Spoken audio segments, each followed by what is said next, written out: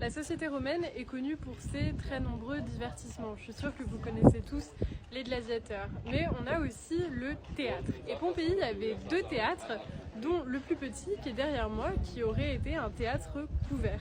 Derrière moi, on a un thermopolium, donc c'est l'équivalent d'un fast-food à Pompéi. Je vous en ai parlé dans la partie 1, mais ici on voit bien une salle derrière l'endroit où les personnes pouvaient voir les plats. Et ça, c'était pour ceux qui avaient un peu plus de moyens et qui pouvaient aller consommer sur place dans cette petite salle qui était généralement décorée de mosaïques représentant des scènes typiques d'un bar-restaurant. Juste derrière moi, on a l'amphithéâtre de Pompéi.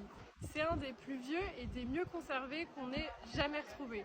Sauf que comme vous pouvez le voir, on est encore très loin des codes architecturaux qui vont régir le Colisée romain. Toutes ces pierres blanches, elles ne sont pas là par hasard, leur couleur leur permettait de refléter la lumière et elles servaient d'éclairage naturel des routes pendant la nuit. Afin de retrouver quels pieds de vigne étaient plantés à Pompéi, les archéologues ont utilisé la même technique que pour les plâtres décors et ont réussi à mouler les traces des vignes pompéiennes.